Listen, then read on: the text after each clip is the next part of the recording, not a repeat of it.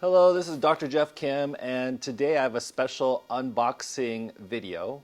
Boxes come in for some of my students, and I'm going to open it up and share what's inside. Now, quick spoiler alert, I already know what's inside. I've already opened this box, but we're going to have fun anyway. Okay, so here we go. So this box came recently. It's pretty heavy, maybe about 15 pounds, and let's see what's inside. Let's see what's inside this box. I'm going to go ahead and open it up. It was delivered by Amazon Prime, and inside are many copies of this book here. It's called Korean Americans, A Concise History by Edward Chang and Carol Park. This is the book that's going to be used for the first Korean American Ethnic Studies class that was covered by NBC recently in the Anaheim Union High School District. As the author of this course is going to encompass 5 different components.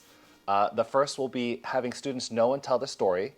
And the second part will be having a chance to look at this book. So I thought I'd go ahead and give a quick book review of this book, Korean American, A Concise History. But before I do, a real thank you to Council of Korean Americans, CKA, for this generous donation of 40 books, 40 of these Korean Americans in Concise History that will be going out to students in the fall of 2023 to 2024. And there's actually a note that they wrote here.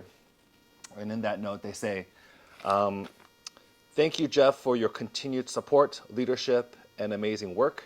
We're honored to provide these 40 textbooks from Council of Korean Americans with a smiley face. They're so encouraging, that group, I got to say. And they are also the national voice, one of the national voices of Korean Americans in the United States. So from the very beginning, they've been nothing but so supportive and encouraging. So Dr. Abraham and Council of Korean American team, I just really appreciate you guys, Linda Butcher, all you guys out there, appreciating you so much. So let's go ahead and begin with Korean American Concise History. I first read this book maybe a couple of years ago. And I thought, this is like the first book that I've read that explains Korean American history in such a simple way, in a concise way, in a way that's easily understandable and readable. It's about, a little bit over 100 pages, but it's about like a 100-page book. So it's not like a thick history book, but it's a very helpful book in looking at Korean American history. So each, chapter is not very long, as you can imagine. I think there's about, let's see, is there about 7 chapters? But chapter 1 talks about the early Korean Americans and the Hawaiian sugar plantations. That's chapter 1. Then moving on to chapter 2. Chapter 2, Pachapa Camp and noteworthy Korean American incidents. And this is really great because Pachapa Camp is where we talk about Tosan An Chang-ho, and he's in the Korean American Ethnic Studies model curriculum. So it's great that this book is also aligning very closely with the model ethnic studies curriculum adopted by the state of California.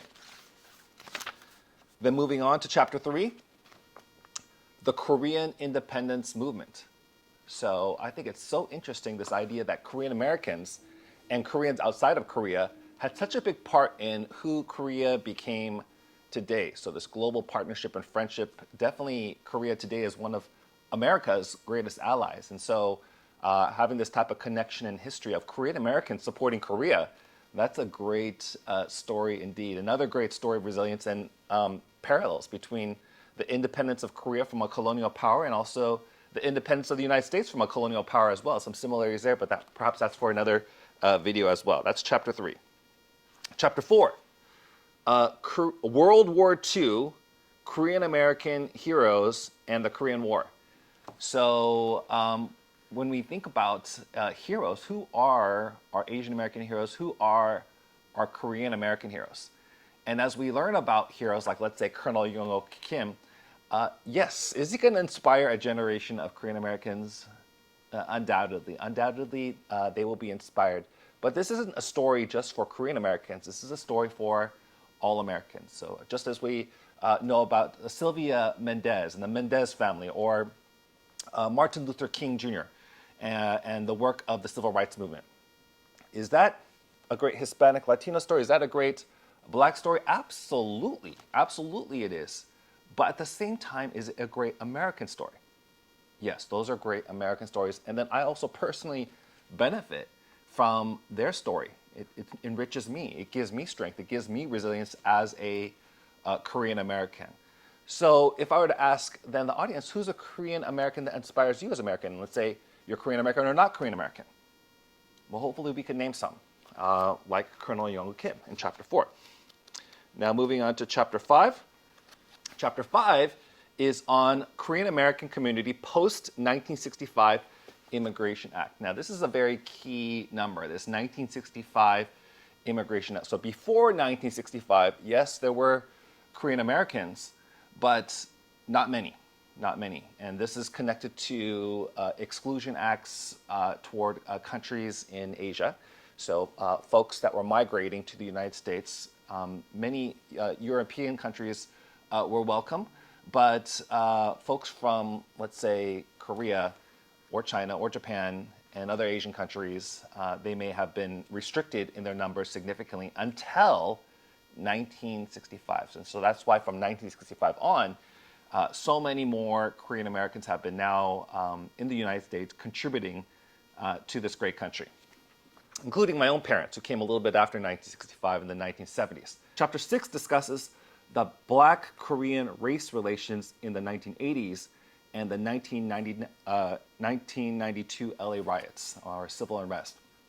So as we know, we definitely as a country have gone through great triumphs and things to celebrate, and then we've also gone through things that have been very painful. And so as we, I guess, move forward, might it be helpful then to kind of help folks to process the pain that has been experienced? I know for the Korean American community, I wonder if the Korean American community has had a chance to process some of the pain because of the triple trauma, I would say, the triple trauma. First being colonized between 1910 to 1945, being a colonized country.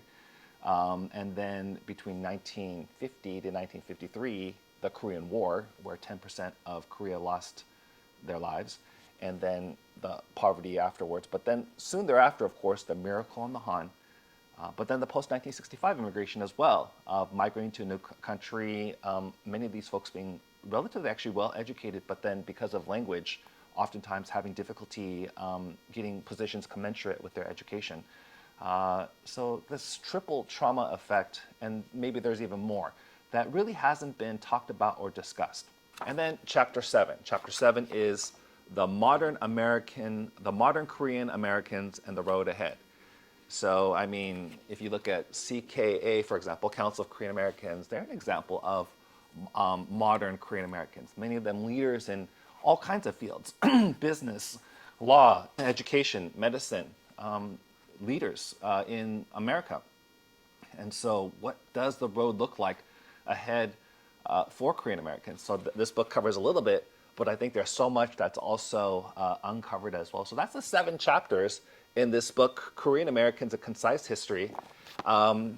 You know, I actually had a chance to meet Dr. Edward Chang and Carol Park, who's actually getting her doctorate as well at the same time. And they're just really humble and great people. And that was their hope. Their hope was that this book would be a very comprehensible and usable book for others. And this is the first book that I ever read that just so simply laid out the Korean American story, a story that I had never heard or really thought about as a Korean American, or thought about but really didn't know where to go to find the information all in one place. So the way I envision this is perhaps in 7 chapters, maybe dividing up the class into 7 different groups and having a jigsaw of these 7 chapters, each group becoming experts on one and then presenting to the class their portion of the text.